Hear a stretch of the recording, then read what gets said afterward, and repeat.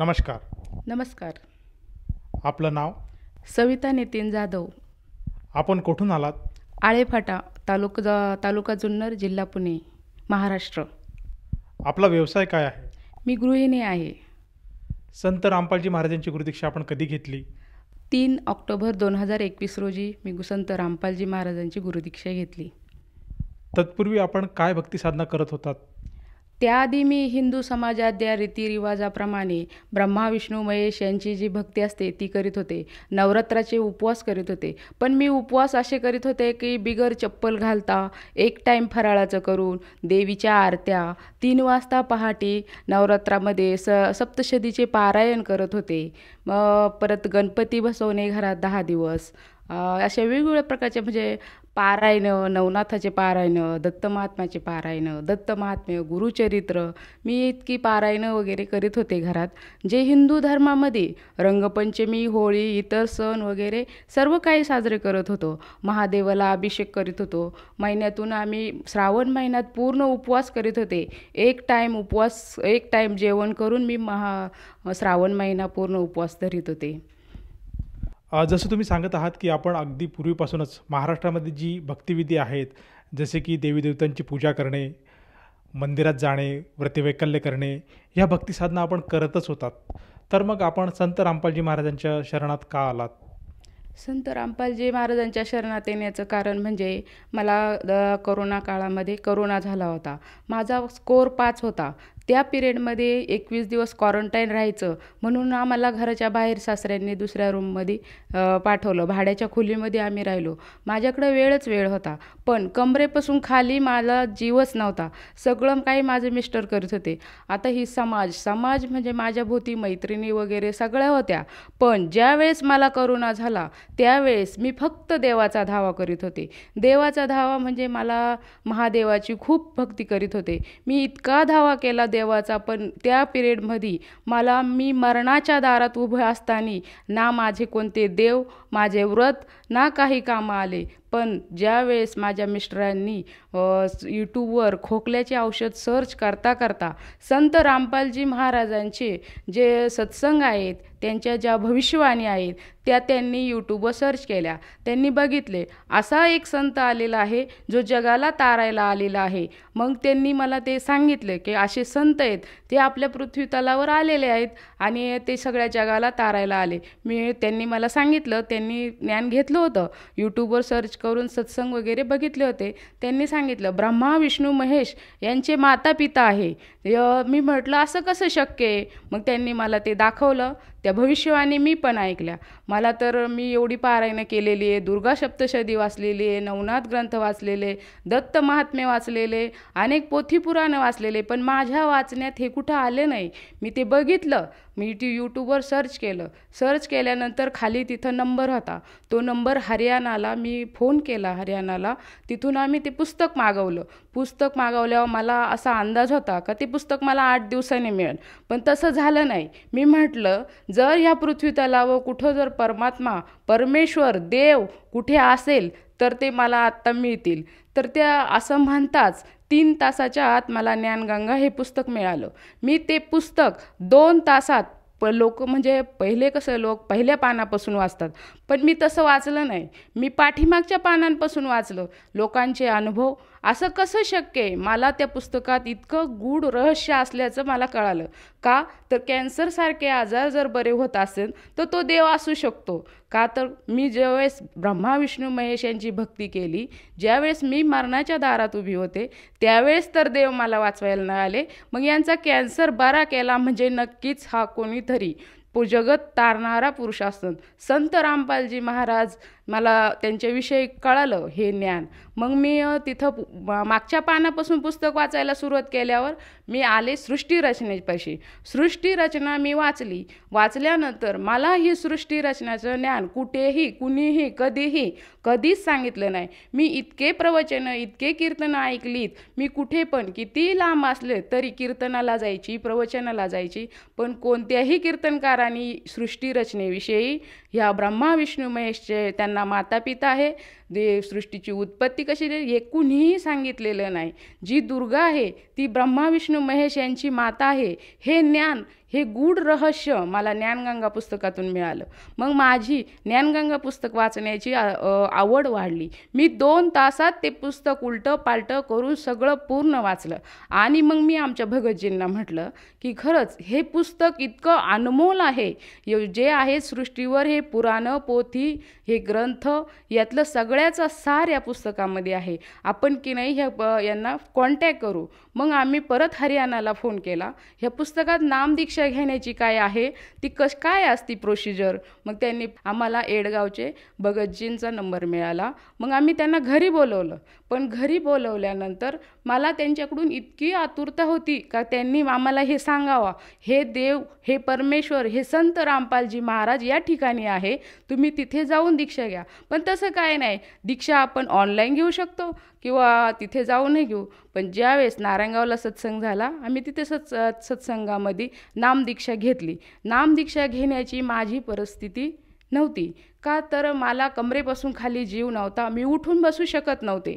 आणि भगतजींनी आमच्या गाडी करून मला नारायणगावला सत्संगाला नेलं. सत्संगाला ज्या दिवशी मी नामदीक्षा घेतली त्या दिवशी मी सत्संगाला मांडी घालून बसले. पण मला म्हणजे असा त्रास जाणवला नाही की मला इतर दिवशी मी 2 मिनटंही मांडी घालू शकत नाही. पण नारायणगावला सत्संगाला मी मांडी घालून सत्संगाला बसले. पूर्ण सत्संग ऐकला. जसं तुम्ही सांगत आहात की आपल्या मिस्टरांनी संत रामपालजी महाराजांचं लिखित ज्ञानगंगा पुस्तक मागवलं आणि त्यातलं ज्ञान आपल्याला कळालं, म्हणून आपण संत रामपालजी महाराजांच्या मार्गात आलेत. तर मला असं विचारायचं आहे की जेव्हा आपण संत रामपालजी महाराजांची गुरुदीक्षा घेतली त्यानंतर आपल्याला आपल्या जीवनामध्ये काय बदल आढळलेत?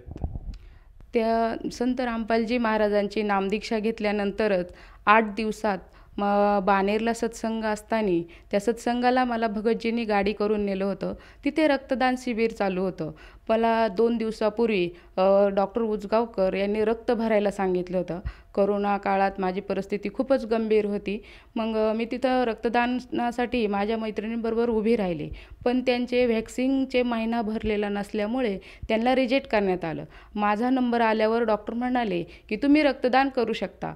कसं शक्य आहे? 2 दिवसापूर्वी डॉक्टर उजगावकरांनी मला रक्त भरायला सांगितलं. माझे वडील, माझे भाऊ, माझे मिस्टर हे सगळे रक्त शोधात होते. पण त्या सत्संगाला गेल्यानंतर ते डॉक्टर जेव्हा म्हटले तुम्ही रक्तदान करू शकता, मी माझ्या मिस्टरांना तिथं डॉक्टरांजवळ बोलून घेतलं. त्यांनी सांगितलं की हो, हे रक्तदान करू शकतात.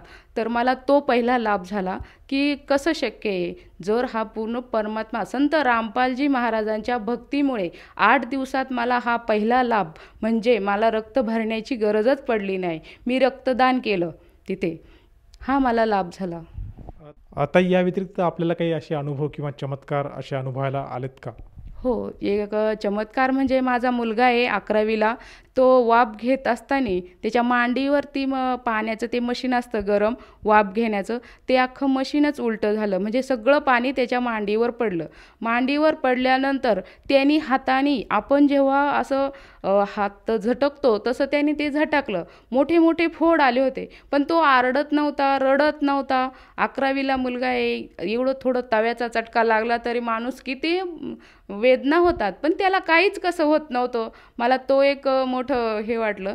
तर संत रामपालजी महाराजांच्या याच्यात दीक्षा घेतलेली असल्यामुळे त्याला तसा काही त्रासच नाही झाला. आणि विशेष म्हणजे आम्ही त्याला कुठल्याही दवाखान्यात नेलं नाही. मेडिकलमधून फक्त एक ट्यूब आणली आणि ती ट्यूबच लावली आणि त्यांनी त्याचे ते फोड वगैरे 8 दिवसात पूर्ण जखम भरली.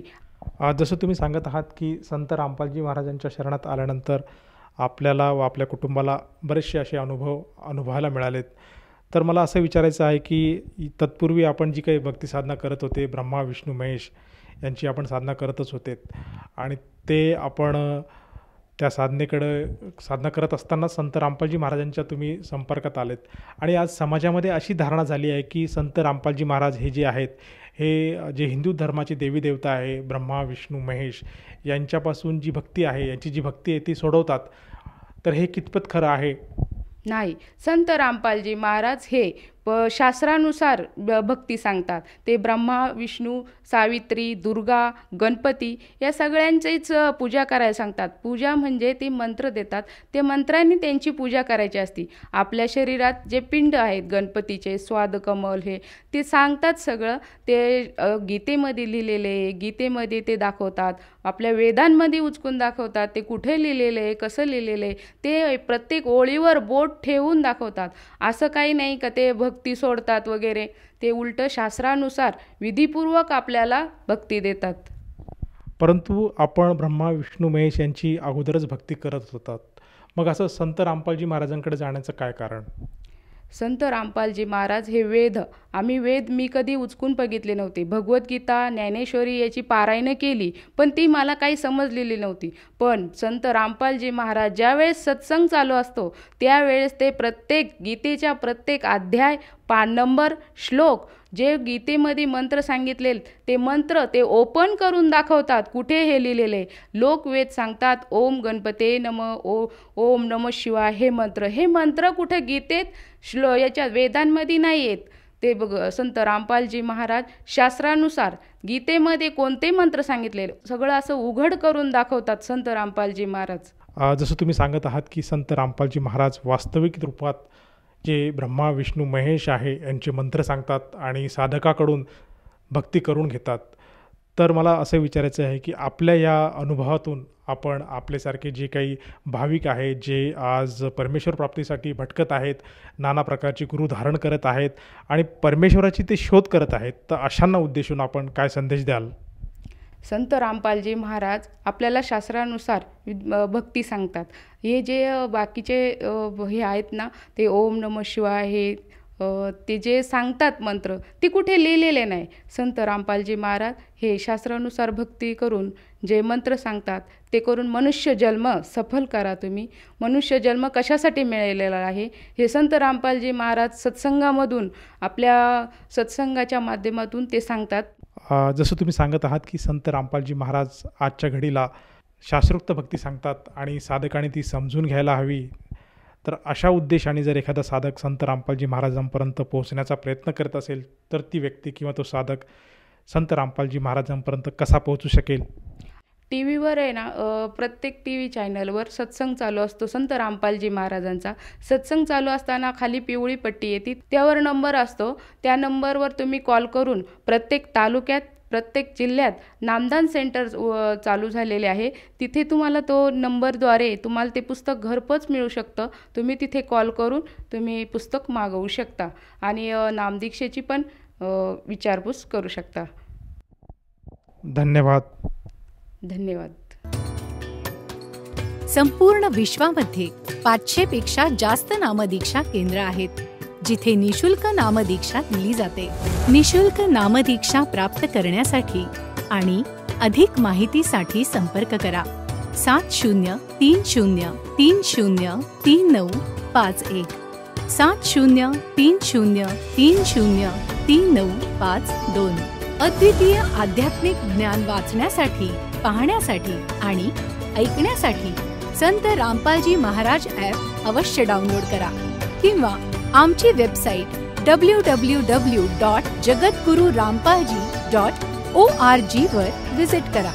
आम्हाला सोशल मीडियावर फॉलो करा. सर्व पवित्र धर्मांच्या पवित्र शास्त्रांवर आधारित प्रमाणित अनमोल पुस्तक ज्ञानगंगा किंवा जगण्याचा मार्ग यापैकी कोणतेही एक पुस्तक निशुल्क मागवण्यासाठी आपण आम्हाला आपले पूर्ण नाव, पूर्ण पत्ता, पिनकोड आणि फोन नंबरसह लिहून 7030303951 किंवा 7030303952 या नंबरवर SMS करू शकता किंवा 7030303950 या नंबरवर व्हॉट्सअप देखील करू शकता.